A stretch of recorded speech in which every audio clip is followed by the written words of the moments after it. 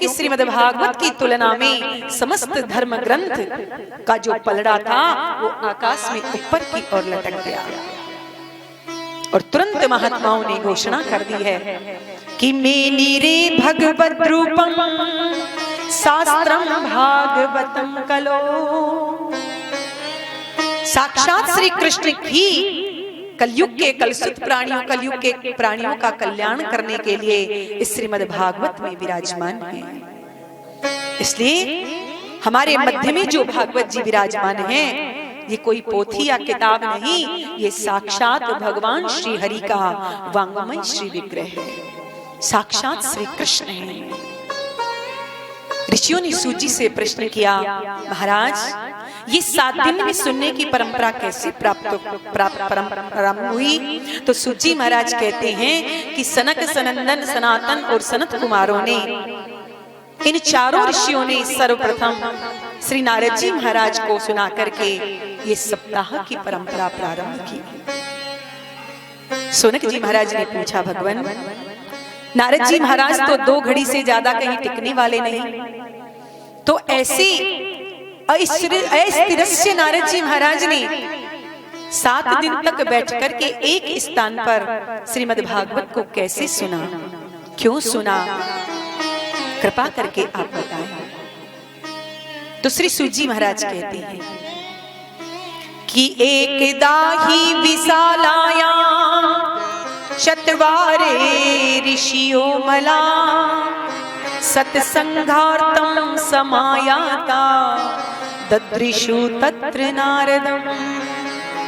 सूत जी महाराज कहते हैं एक समय की बात है कि बद्रीनाथ में सनकादिक चारों ऋषि कुमार सत्संग की इच्छा से विचरण कर रहे थे, क्योंकि भजन पूजन आदि तो सब एकांत में हो सकते हैं, परंतु सत्संग का आनंद एकांत में नहीं आ सकता है। तो चारों भैया बद्रिकाश्रम में इधर से उधर विचरण कर रहे थे कि सनकादिकों की दृष्टि श्री नारद जी महाराज पर पड़ी। और संत को जब कोई दूसरा संत मिल जाता है तो संत बड़े प्रसन्न हो जाते हैं कि आज भगवत चर्चा अवश्य होगी, आज सत्संग अवश्य होगा। और सनकादिकों का तो जीवन ही सत्संग है, क्योंकि कथा मात्रेक जीविना है, इनका जीवन ही कथा है, इनका जीवन ही सत्संग है। यदि कोई श्रोता मिल जाए तो ये कथा सुनाते हैं, और कोई ना मिले तो चारों में से एक वक्ता बन जाता है और 3 श्रोता बन जाते हैं, पर कथा ही इनका जीवन है, ये कथा के बिना नहीं रह सकते। जब नारद जी महाराज सनकादिकों के निकट में आए, नारद जी पर जब सनकादिकों की दृष्टि पड़ी तो सनकादिक मुनीश्वर एकदम आश्चर्य से चकित हो गए और मन में विचार करने लगे कि समाज की चिंता को दूर करने वाले परम संत श्री नारद जी महाराज स्वयं आज इतने चिंतातुर दिखाई दे रहे हैं, इनका मुख लटका हुआ दिखाई पड़ रहा है, क्या बात है। जब नारद जी महाराज सनकादिकों के समीप में आए तो सनकादिकों ने नारद जी से प्रश्न कर दिया कि कथम ब्रह्मन दीन मुखे कुतश्चिंता तुरो भवान त्वरितम गम्यते कुत्र कुतश्चागमनम तव। अरे नारद जी महाराज, आपका मुख तो इस प्रकार से लटक रहा है जैसे किसी को करोड़ों की संपत्ति मिल गई हो और तत्काल वह नष्ट हो गई हो तो वह चिंतातुर हो जाता है। जैसे 2000 के नोट पल भर में कागज के टुकड़े बन जाएं तो कितना कष्ट होता है। ऐसे ही सनकादिक मुनीश्वर नारद जी से कह रहे, नारद जी महाराज आपका मुख ऐसे लटक रहा है जैसे किसी कृपण का धन किसी ने छीन लिया हो। गत वित्तो यथा जने हैं, परंतु नारद बाबा तुम्हारा क्या चला गया, क्योंकि जो धन छीन लिया जाता है संत महापुरुष उस धन को अपना नहीं मानते, उसे अपना नहीं समझते। अरे चिंता उसे होनी चाहिए जिसके पास करोड़ों की संपत्ति हो, जो बहुत बड़ा मठ महंत हो, लेकिन तुम्हें किस बात की चिंता है बाबा? तुमने आज तक अपने जीवन में अपने रहने के लिए एक झोपड़ी तक नहीं बनाई, क्योंकि 2 घड़ी से ज्यादा कहीं टिकते नहीं हो, तो झोपड़ी बना करके भी क्या करोगे? तो ऐसे रमते राम महात्मा होकर भी तुम चिंतातुर हो रहे हो, क्या बात है बाबा? और संतों का जो अपना धन है उसे कोई छीन नहीं सकता। और संतों का अपना धन क्या है? भगवान का नाम। उसको तो जितना बांटेंगे महात्मा लोग, संत लोग, वो उतना ही बढ़ता है। इसलिए तो हमारी मीरा बहन ने कहा है, पायो जी मैंने राम रतन धन पायो, खर्ची ना कोई चोर न लेवे, ये तो दिन दिन बढ़त सवायो, पायो जी मैंने राम रतन धन पाया। तो संतों का अपना जो धन है वो क्या है? भगवान का नाम। और उस नाम को कोई छीन नहीं सकता।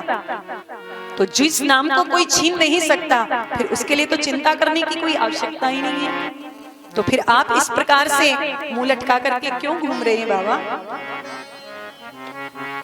जब नारद जी ने इस प्रकार से सनकादिकों ने प्रश्न किया, सनकादिक कहते हैं, नारद बाबा, संसारियों को जब समस्या सताती है तो संसारी लोग दुखी होकर के संतों के पास जाते हैं कि संत हमारे दुख को दूर करेंगे, हमारे दुख का निवारण करेंगे। और जब संत ही इस प्रकार से दुखी रहेंगे, मुंह लटका करके बैठे रहेंगे, तो फिर संसारियों पर क्या बीतेगी? संसारी अपना दुख किसको जाकर के कहेंगे, किसको सुनाएंगे? इसलिए नोचितम वद कारणम, आप जैसे विरक्त संतों को इस प्रकार से चिंता करना शोभा नहीं देता है। आप अपने दुख का कारण हमें बताएं। तब नारद जी महाराज ने अपने चारों अग्रजों को प्रणाम किया और अपनी समस्या सामने रखते हुए नारद जी महाराज ने कहा, भैया आपने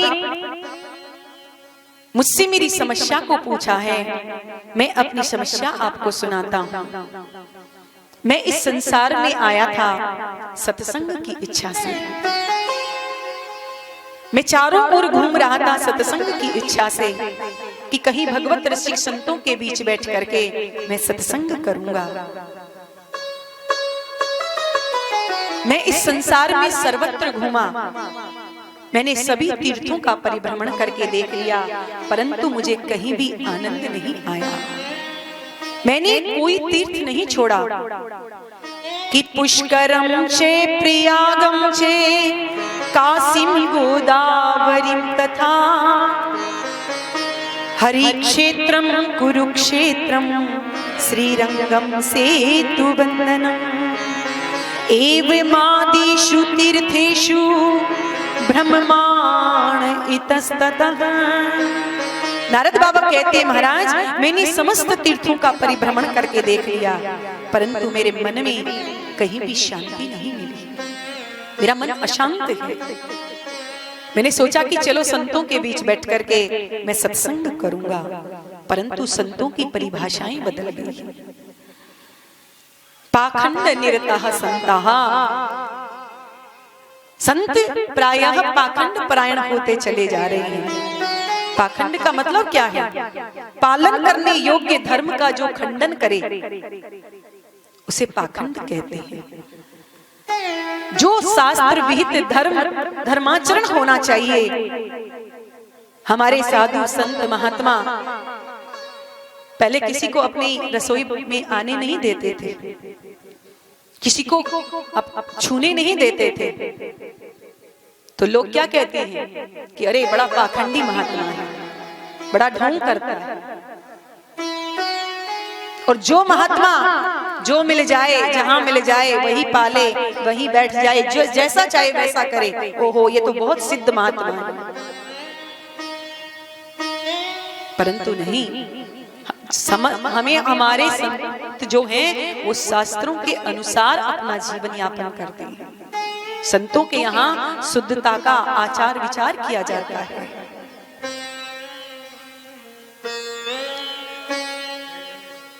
नारद जी महाराज कहते हैं कि पहले संत महात्मा जितना विरक्त होता था वो उतना ही तपस्वी माना जाता था। कि तपसी धनवंत दरिद्र गृही, कली को तुकितात न जात कही। पहले संत महात्मा जितने विरक्त होते थे वो उतने ही महान माने जाते थे, परंतु आज जितना धन संपन्न होता है वो उतना ही श्रेष्ठ माना जाता है। नारद जी कहते हैं भैया ये सब देख देख करके मेरा मन बड़ा अशांत हो गया। मैंने सोचा कि मैं आया था संसार में शांति पाने के लिए, पर मैं ये सब देख करके तो मेरे चित्त में अशांति फैल गई है। अब मैं क्या करूं, कहां जाऊं? तो मैंने सोचा कि चलो ग्रस्तों के यहाँ चल करके देखते हैं। पर जब ग्रस्तों के यहाँ जाकर के देखा तो ग्रस्तों के यहाँ भी बड़ी विडंबना हो गई है कि तरुणी प्रभुता गे शाल को बुद्धिदायक, कन्या विक्रीणो लोभात दंपति नाम चे कलकनम। ग्रस्तों के यहाँ पर माता पिता की सेवा कब तक होती है? जब तक माता पिता तिजोरी की चाबी ना हमारे हाथ में थमा दे। जहां घर में नई बहू आई कि घर में बहू को आते ही घर में बहू का चलावा चलने लग जाता है। फिर अपने माता पिता को, अपने बड़ों को, बुजुर्गों को कोई नहीं पूछता है। यदि कोई सत्कर्म करे तो अपने माता पिता से पूछना चाहिए, परंतु नहीं। माता पिता का सम्मान, माता पिता की इज्जत कब तक? जब तक सर्वाधिकार प्राप्त नहीं हो जाता। और जहां सर्वाधिकार प्राप्त हुआ कि फिर माता पिता की खटिया या तो खेत में मिलेगी या फिर किसी तीर्थ स्थान में मिलेगी। फिर माता पिता को अपने घर में कोई नहीं रखना चाहता है। और कदाचित माता पिता जबरदस्ती घर में बैठे भी रह जाएं तो वार्ता को भी न पृच्छति गेहे, उनसे किसी प्रकार का कोई वार्तालाप नहीं करता। यदि कोई सत्कर्म कर रहे हैं, कोई बड़ा कार्य कर रहे हैं, तो फिर सलाह किससे ली जाए? अरे भाई कोई श्रेष्ठ काम कर रहे हैं तो अपने बड़े बुजुर्गों से पूछना तो चाहिए, परंतु नहीं। शाल को बुद्धिदायक, फिर ससुराल से साले साहब को बुला करके उनसे परामर्श लिया जाता है। यदि साला बुद्धिमान हो तो परामर्श लेने में कोई हानि नहीं, परंतु इतना सब होने के बाद भी, साले का परामर्श लेने के बाद भी दंपति नाम चे कलकनम, दोनों पति पत्नी में आए दिन कलह होता रहता है। और लोग इस पराकाष्ठा पर पहुंच गया है कि आज हम अपनी पेट की पूर्ति करने के लिए, अपने उदर की पूर्ति करने के लिए अपनी कन्या तक का विक्रय कर देते हैं। कन्या विक्रीणो लोभात दंपति नाम चे कलकनम। श्री सूत जी महाराज सनकादिक ऋषियों से कह रहे हैं, नारद जी महाराज सनकादिक मुनीश्वर से कह रहे हैं कि ये सब देख करके मेरा मन बड़ा खिन्न हो गया, अशांत हो गया। मैंने सोचा कि अब कहां चला जाए।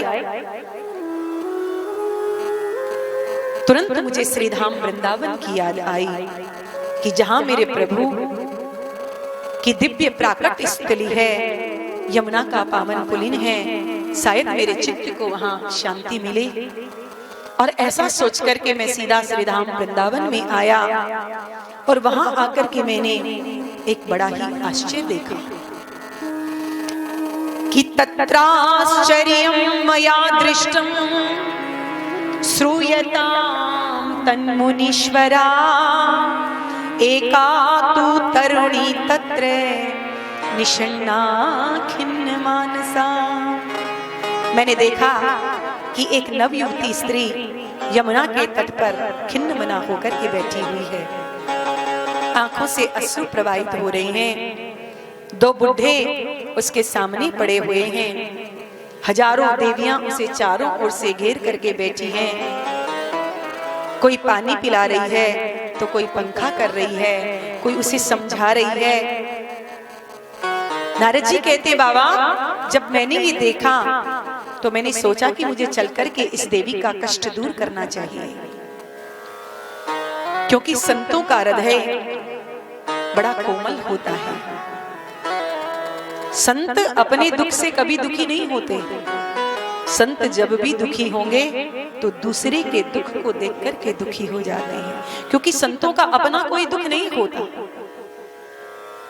नारद जी ने सोचा कि मुझे चल करके इसका कष्ट दूर करना चाहिए, पर जैसे ही बाबा मैं थोड़ा आगे बढ़ा, मेरे मन में विचार आया कि ये देवियों का समुदाय है और हम बाबा बैरागियों को स्त्रियों के समुदाय में बिना बुलाए नहीं जाना चाहिए।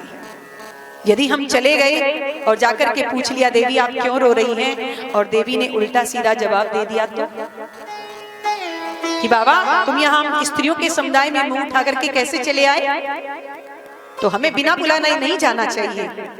नारद जी कहते हैं मैं वहां से लौट करके चल पड़ा, पर जब उस देवी की दृष्टि मुझ पर पड़ी तो उस देवी ने तुरंत मुझे आवाज लगाई कि भो भो साधो क्षणं तिष्ठ मैं चिंतामपि नाशय दर्शनं तव लोकस्य सर्वथा गेहरं परम। अरे महाराज जी आप कहाँ भाग रहे हो, कहाँ से आए हो, कहाँ जा रहे हो? आप जैसे संतों का तो दर्शन मात्र से जीव का सारा दुख समाप्त हो जाता है। मेरी तो नहीं जाने कितनी जन्मों का भाग्योदय हुआ है जो आज मुझे आपका दर्शन प्राप्त हुआ। नारद जी कहते हैं भैया जब उस देवी ने इस प्रकार से हमें बुलाया तो हम उस देवी के पास में गए। हमने जाकर के उस देवी से पूछा देवी कासी त्वम, देवी आप कौन हैं? का विमोह, ये दोनों बुड्ढे जो तुम्हारे सामने पड़े हैं ये कौन हैं? और का इमाहा, ये जो तमाम देवियां तुम्हारी सेवा में उपस्थित हैं ये सब कौन हैं? तो रोती हुई उस देवी ने अपना परिचय दिया कि वद देवी सविस्तारम स्वस्य दुःखस्य कारणम। अरे देवी तुम्हारे दुख का कारण क्या है, तुम विस्तार से हमें बताओ। जब मैंने उस देवी के प्रति अपनी सहानुभूति प्रकट की तो उस देवी ने अब विस्तार से अपना परिचय दिया और उस देवी ने कहा भगवान अहम भक्ति रीति ख्याता इमो में तनियो मतो ज्ञान वैराग्य ना मानो काल योगी न जर्जरो। महाराज मेरा नाम है भक्ति, मैं भक्ति के नाम से विख्यात हूँ और ये जो दोनों बुड्ढे मेरे सामने पड़े हुए हैं ये दोनों मेरे ही बालक हैं। इनका नाम है ज्ञान और वैराग्य। परंतु समय की विडंबना देखो कि माँ तो नवयुवती बनकर के बैठी हुई है और उसके दोनों बालक बुड्ढे हो गए हैं। इन दोनों की कैसी जर्जरित अवस्था हो रही है। मेरे दुख का मूल कारण यही है। मैं आपको अपना पूरा परिचय देती हूँ।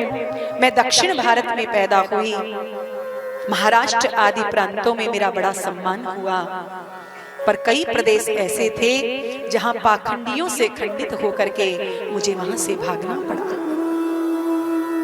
इस प्रकार से देश विदेशों में घूमते हुए मैं जैसे ही श्रीधाम वृंदावन में आई कि वृंदावनम पुनः प्राप्य नवीने ने स्वरूपिणी।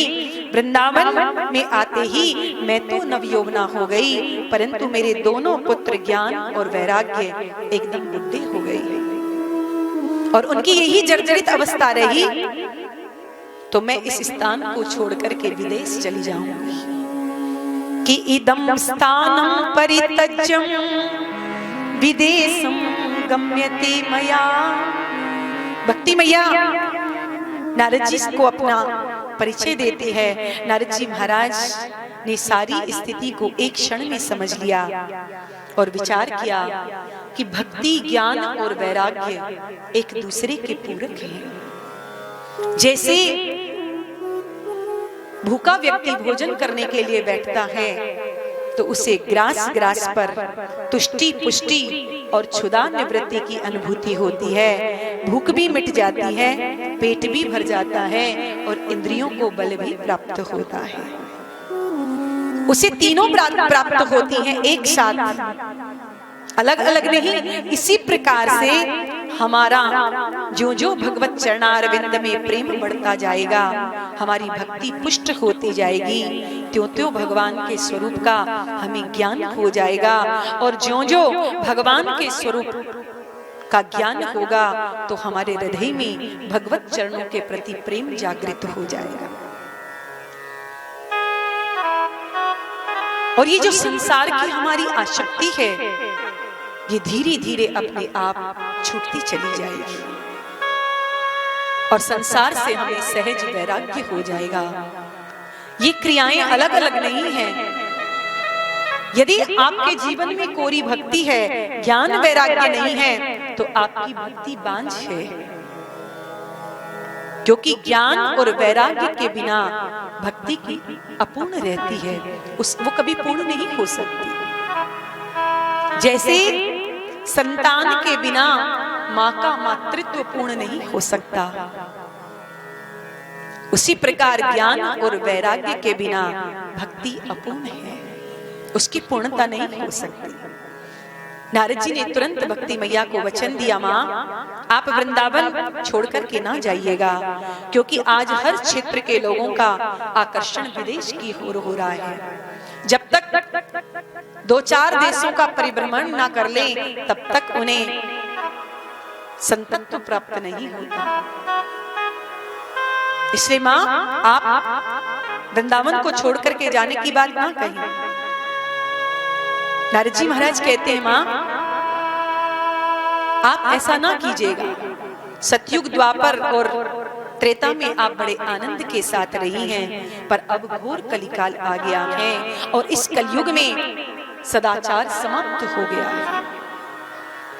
तेन लुप्ते सदाचारो हो योग मार्गस तपांसी जय। बुद्धिमान व्यक्ति वही है जो धैर्य पूर्वक अपने नियमों का पालन करता रहे। मां, क्योंकि अभी तो फिर भी थोड़े बहुत मंगल दिखाई पड़ रहे हैं, पर जैसे जैसे वर्षे वर्षे क्रमात् जाता मंगलम नापि पश्यति, जैसे जैसे समय बढ़ता जाएगा ये थोड़े बहुत जो शुभ कर्म हो रहे हैं, जो कथा सत्संग इंतजाम हो जाए, किशोरी कुछ ऐसा इंतजाम हो जाए।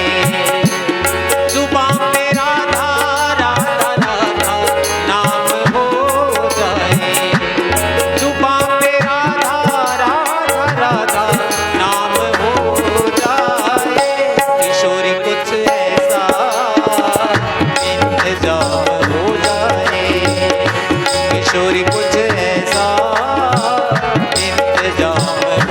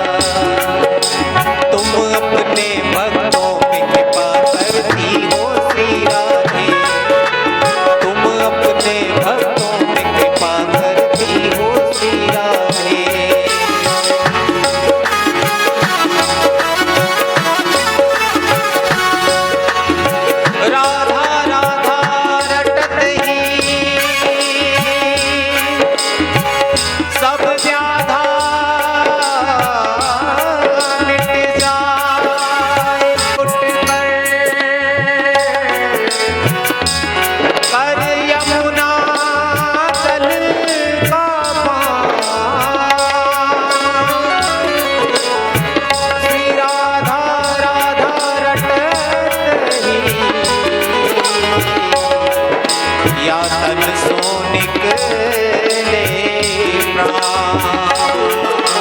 अगर तुम न करोगी तो कृपा कौन करेगा, अगर तुम न करोगी तो कृपा कौन करेगा, अगर तुम न करोगी तो कृपा कौन करेगा, अगर तुम न करोगी तो कृपा कौन करेगा, अगर तुम ना सुनोगी तो मेरी कौन सुनेगा। किशोरी कुछ ऐसा इंतजाम हो जाए, जुबां पे राधा राधा राधा नाम हो जाए, जुबां पे राधा राधा राधा नाम हो जाए। किशोरी कुछ ऐसा इंतजाम हो जाए, किशोरी कुछ ऐसा इंतजाम हो जाए। श्री राधे श्री राधे राधे श्री राधे, श्री राधे श्री राधे राधे श्री राधे, श्री राधे श्री राधे श्री राधे श्री राधे, ओ श्री राधे श्री राधे, हाँ श्री राधे श्री राधे। किशोरी कुछ ऐसा इंतजाम हो जाए, किशोरी कुछ ऐसा इंतजाम हो जाए, किशोरी कुछ ऐसा इंतजाम हो जाए। बोले वृंदावन बिहारी लाल की, श्री राधा गोविंद भगवान की, श्री सद्गुरुदेव भगवान की जय। वृंदावनस्य संयोगा पुनस्तं तरुणी नवा, धन्यं वृंदावनं तेन भक्तिर्नृत्यति यत्र जय। नारद जी महाराज कहते हैं, हे मैया, ये ब्रज वसुंधरा धन्य है जो इस कलिकाल में भी भक्ति का इस प्रकार से आदर किया जा रहा है। जहां इस प्रकार से आप नव यौवना होकर के नृत्य कर रही हैं। भक्ति मैया ने पूछा, बाबा एक बात बताओ, यदि कलयुग इतना दुष्ट है तो परीक्षित ने इसको मारा क्यों नहीं, इसे दंडित क्यों नहीं किया? और कदाचित महाराज परीक्षित ने इसे दंड नहीं दिया तो भगवान इसकी उदंडता को क्यों सहन कर रहे हैं? कम से कम भगवान को तो इसे दंड देना चाहिए था। पर नारद जी महाराज कहते, मां, यदि आप इस प्रकार से पूछ रही हैं तो सुनिए, जिस दिन से गोविंद अपनी लीला को संपन्न करके अपने परम धाम को गए, उसी दिन से कलयुग ने यहाँ पर अपना आक्रमण कर दिया, मृत्यु लोक पर अपना हक जमाना प्रारंभ कर दिया। और महाराज परीक्षित जब इसे मारने के लिए दौड़े तो ये कलयुग दीनहीन होकर के महाराज परीक्षित के चरणों में आकर के गिर गया। महाराज परीक्षित परम वैष्णव हैं, शरणागत की रक्षा करना छात्र धर्म है,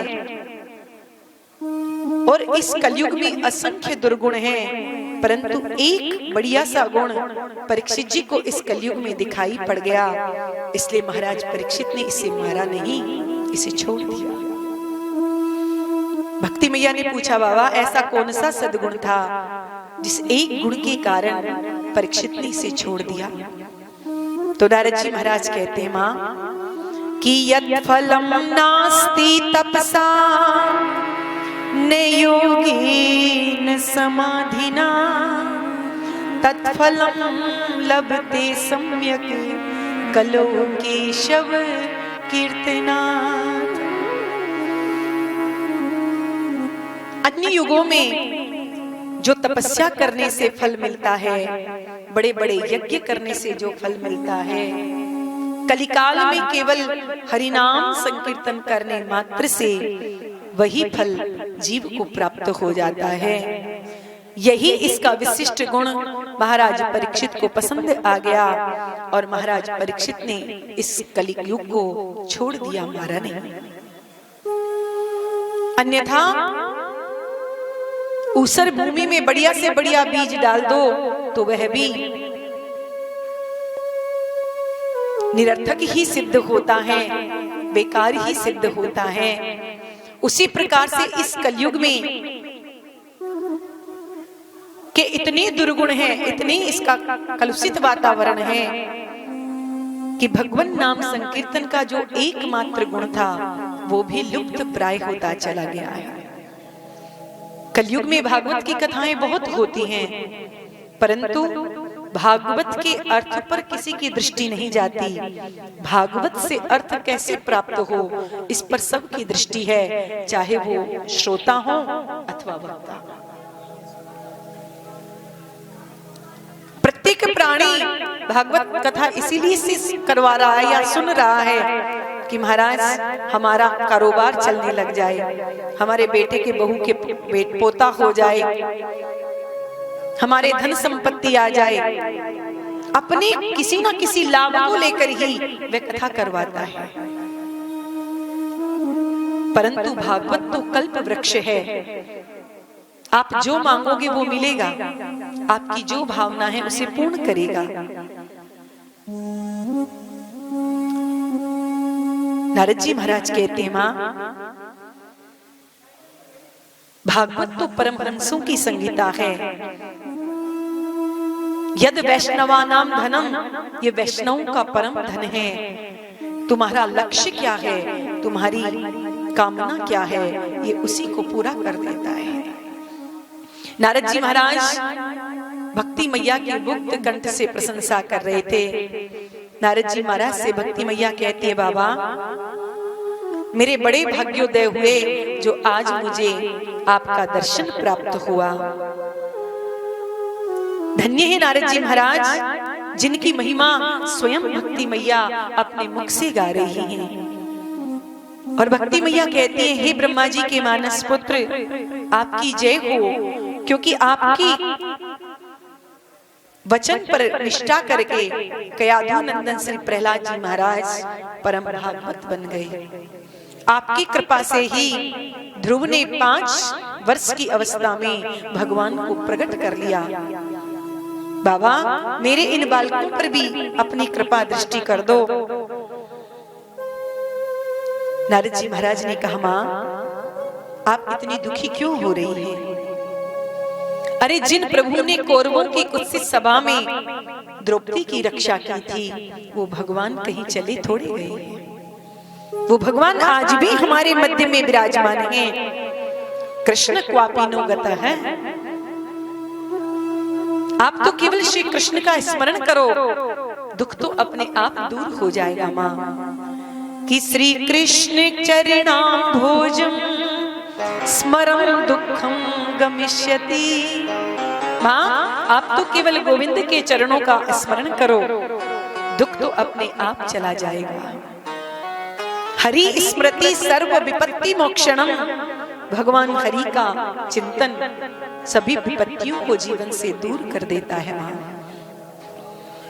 इसलिए नारद जी महाराज कहते हैं, हरि का भजन करो, हरि है हमारा। हरि का भजन करो, हरि है हमारा। हरि का भजन करो, हरि है हमारा। हरि का भजन करो,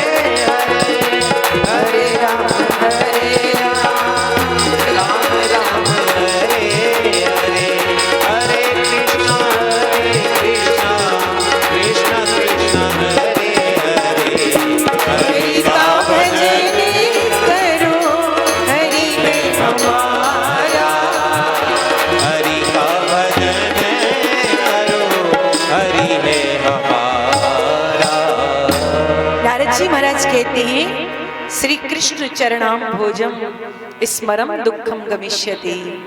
देवऋषि नारद ने समझाया, माँ आप तो गोविंद के चरणों का ध्यान करो, दुख अपने आप भाग जाएगा। फिर आप तो गोविंद की प्राण वल्लभा हो, प्रियतमा हो। आप जहां उनको बुलाती हैं भगवान वहीं खिंचे दौड़े चले आते हैं, क्योंकि जहां भक्ति महारानी होगी भगवान वहीं पर होंगे। चाहे वह किसी का भी घर हो, व्याध का घर हो, रैदास का घर हो, मीरा का घर हो या गजराज का हृदय हो, भगवान जहां होंगे जहां भक्ति महारानी होगी। भगवान अपनी प्रियतमा भक्ति के पीछे पीछे लगे रहते हैं। अब नारद जी महाराज ज्ञान और वैराग्य को स्वस्थ करने का प्रयास करने लगे। ज्ञान वैराग्य के पास जाकर के उनके कान में बड़े उच्च स्वर से पुकारने लगे, अरे ज्ञान उठो, अरे वैराग्य उठो। ज्ञानम प्रभुद्धताम शीघ्रम, अरे वैराग्य प्रबुद्धताम। अरे ज्ञान जागो, अरे वैराग्य उठो। परंतु कोई फायदा नहीं हुआ। बड़े बड़े वेद मंत्रों के पाठ से सने सने सभी शास्त्रों को सुना दिया, उपनिषदों का पाठ किया। गीता पाठेर मुहुर्मुहु, बार बार गीता का पाठ भी सुनाया, परंतु लाभ नहीं हुआ। ज्ञान और वैराग्य को चेतना नहीं आई। अब नारद जी महाराज को चिंता होने लगी कि अब क्या किया जाए। हमारे औषधालय में तो जितनी चूरण चटनी थी वो सब चटा डाली, पर स्वास्थ्य ठीक नहीं हो रहा है। तो नारद जी थोड़े चिंतित हो गए। उसी समय आकाशवाणी होती है और नारद जी महाराज से आकाशवाणी ने कहा कि एत दर्थ तू सत्कर्मा है सुरर से तुम समाचार। हे नारद जी महाराज, आप सत्कर्म करो तभी इनका स्वास्थ्य ठीक होगा, और वो सत्कर्म कोई संत आपको समझाएगा। नारद जी महाराज अपने मन में विचार करने लगे कि आकाशवाणी ने बात स्पष्ट नहीं कही। अरे या तो संत का नाम बता देते या दवा का नाम बता देते तो मैं जाकर के ले आता। आकाशवाणी ने भी बात गोलमाल कही है कि संत बताएंगे, पर कौन संत बताएंगे, नाम किसी का नहीं दिया। नारद जी महाराज निकल पड़े और जो महात्मा मिलता है नारद जी उसी से पूछ बैठते हैं, महाराज सत्कर्म किसे कहते हैं। पर छोटे मोटे महात्मा तो नारद जी के सामने बोलने का साहस ही नहीं कर पाते कि नारद जी अपने आप में कोई कम संत थोड़े ही हैं, ब्रह्मा जी के पुत्र हैं, सर्वत्र इनकी गति है। नारद जी के सामने बोलने का साहस कौन करेगा। तो छोटे मोटे महात्मा तो बोलने का साहस नहीं कर रहे, परंतु जो बड़े मठ महंत थे उन्होंने अपनी इज्जत बचाने के लिए मौन धारण कर लिया कि अपने शिष्यों के सामने नारद जी पूछ रहे हैं सत्कर्म किसे कहते हैं, और हमने यदि जवाब नहीं दिया तो हमारे शिष्य क्या सोचेंगे कि हमारे महाराज जी को कुछ भी नहीं आता। इसलिए बड़े बड़े महंतों ने मौन धारण कर लिया और कहा, महाराज जी अभी हमारा मौन व्रत चल रहा है, जब हमारा मौन खुलेगा तब हम आपको बताएंगे। पर नारद जी महाराज को जवाब देने वाला कोई नहीं मिला। नारद जी महाराज सीधे बद्रिकाश्रम में चले पड़े, जहां भगवान नर नारायण नित्य निवास करते हैं। ऐसी विशालापुरी में मेरा समाधान अवश्य होगा, यही सोच करके नारद जी महाराज सीधे बद्रिकाश्रम में आए। और नारद जी की भेंट सनत कुमारों से हो गई। नारद जी ने अपनी पूरी कथा व्यथा अपने चारों भाई सनत कुमारों को सुना दी और कहा, भैया आपने मेरी समस्या का समाधान मुझसे पूछा था, मैंने अपनी समस्या आपको सुना दी, अब आप ही बताइए कि सत्कर्म किसे कहते हैं। क्योंकि आपकी सबसे बड़ी विशेषता ये है कि आप सदैव वैकुंठ पहुंच जाते हैं। भगवत पार्षदों ने आपको रोकने का प्रयास किया तो उन्हें 3 जन्मों में राक्षस होने का आपने श्राप दे दिया और उन्हें धरती पर गिरा दिया। आपकी तपस्या का प्रभाव यह है कि आप सदा हरि शरणम का जाप करते रहते हैं। आप देखने में मात्र 5 साल के बालक की तरह लगते हैं, परंतु हैं पूर्वजों के भी पूर्वज। भगवान, इसलिए मैं आपसे ये जानना चाहता हूं कि आकाशवाणी ने जो सत्कर्म के बारे में कहा था वो सत्कर्म कौन सा है। नारद जी महाराज से जब सनत कुमारों ने सुना तो सनत कुमारों ने कहा, नारद जी चिंता को त्याग दो, समाधान हमारे पास है। कि मां चिंता कुरु देवर से हर समचित्ते समावहा उपायम सुख साधोत्र वर्तते पूर्व एवहि। सनकादिकों ने कहा, नारद जी जो आकाशवाणी ने कहा था वो कोई और नहीं है कि श्रीमद् भागवतालापः सतु गीत सुकादिभिः।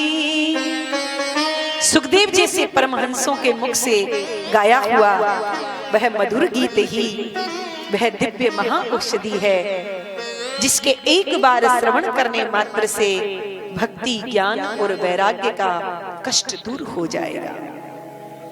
ज्ञान और वैराग्य की वृद्ध अवस्था दूर हो जाएगी और भक्ति नव यौवन संपन्न होकर के ताता थैया करके नाचने लगेगी।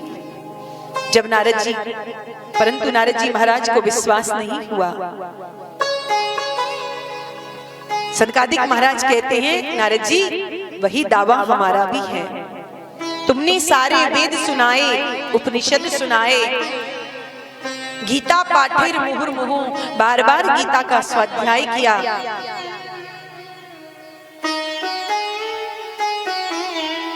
परंतु उनका स्वास्थ्य ठीक नहीं हुआ। परंतु श्रीमद् भागवत सुखदेव जैसे परमहंसों के मुख से गाया हुआ वह मधुर गीत है जिसका एक बार श्रवण करने मात्र से ज्ञान और वैराग्य स्वस्थ हो जाएगा, उनकी सारी बीमारी दूर हो जाएगी।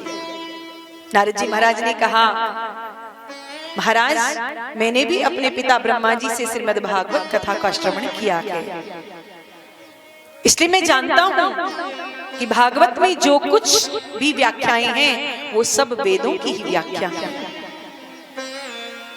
ये वेद रूपी कल्प वृक्ष का ही फल श्रीमद् भागवत है।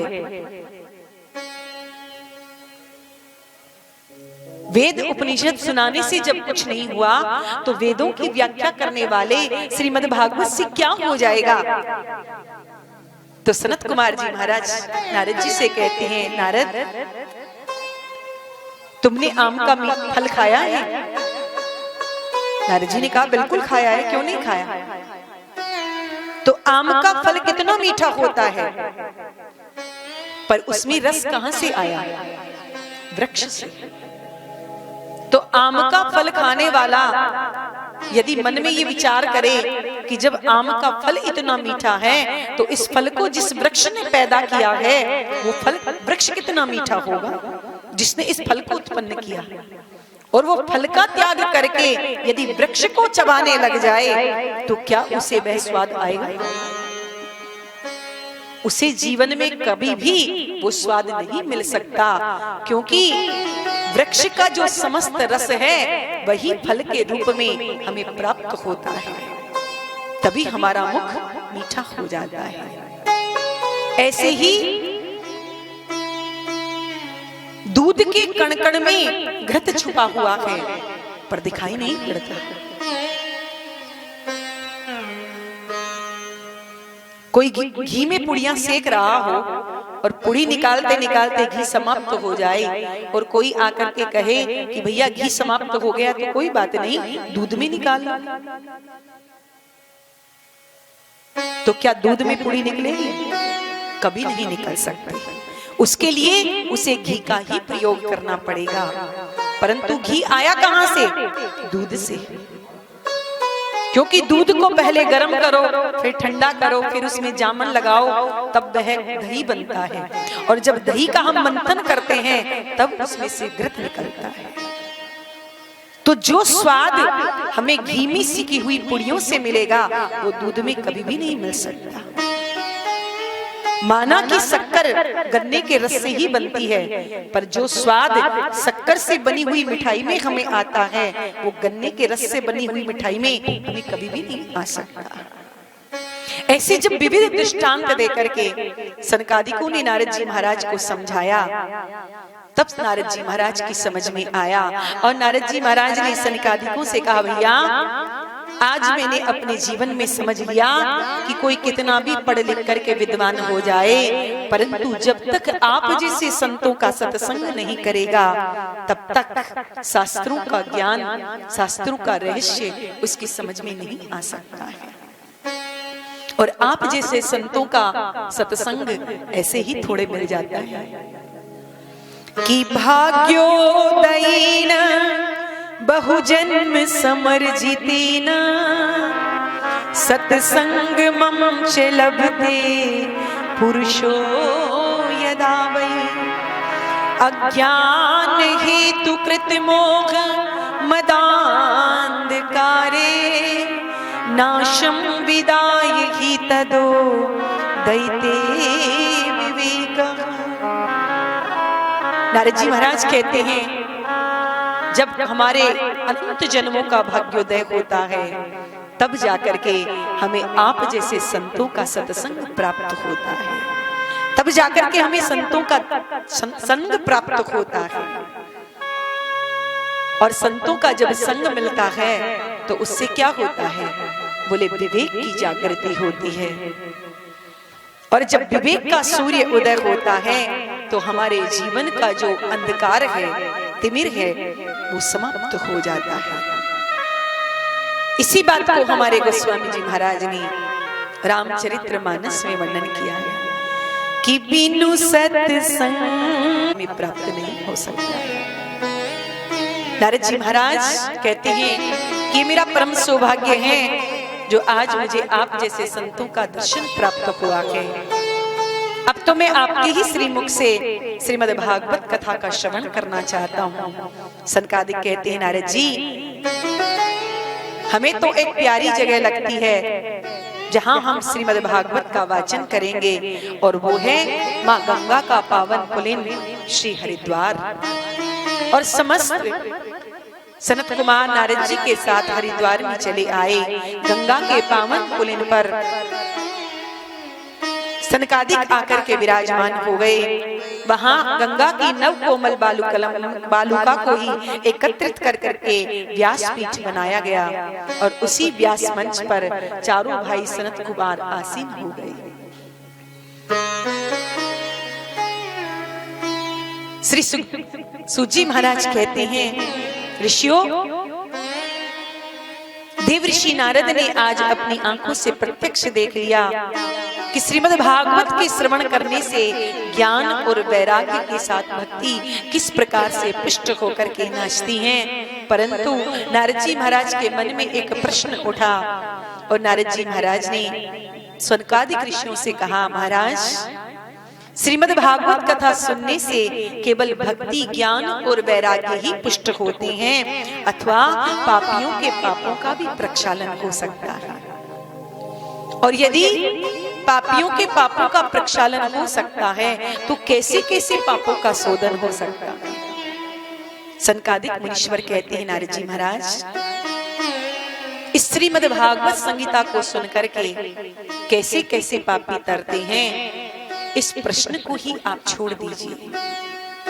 हम तो ये कहते हैं कि जिसने अपने जीवन में पाप के अतिरिक्त कोई दूसरा कर्म नहीं किया, अत्याचार, दुराचार, पापाचार, भ्रष्टाचार में ही जिसने अपना जीवन व्यतीत कर दिया, ऐसा महापापी भी कदाचित किसी महापुरुष के द्वारा एक बार अपने जीवन में श्रीमद् भागवत कथा का श्रवण कर ले तो वह मुक्त हो जाता है, परम पावन हो जाता है। सनकादिक मुनीश्वर कहते हैं, नारद जी महाराज कि ये मानवा कृतस्तु सर्वदा सदा दुराचारगरता विमार्गदा क्रोधाग्निदग्धा कुटिलाश्च कामिनः सप्ताह यज्ञे न कलो पुनन्ति ते। नारद जी महाराज ने कहा, वाह महाराज, जीते जी की बात जाने दो, मरने के बाद भी सुन करके जो पवित्र हो जाए, क्या ऐसा आज से पहले कभी संभव हुआ है? कोई प्रमाण है आपके पास में कि श्रीमद् भागवत को सुन के मरने के बाद भी कोई सुनकर के पवित्र हो गया हो? सनकादिकों ने कहा, हाँ नारद जी महाराज, हम आपको एक इतिहास सुनाते हैं। और सनकादिकों ने नारद जी महाराज से कहा, नारद जी महाराज, तुंगभद्रा नदी के तट पर एक बड़ा ही सुंदर नगर था और उस नगर में एक आत्मदेव नाम के ब्राह्मण रहते थे। द्वितीय भास्कर के समान विद्वान थे, विशुद्ध ब्राह्मण वृत्ति से अपनी जीविका चलाते थे। उनकी धर्म पत्नी का नाम था धुंधली देवी और उनमें गुण कैसा था?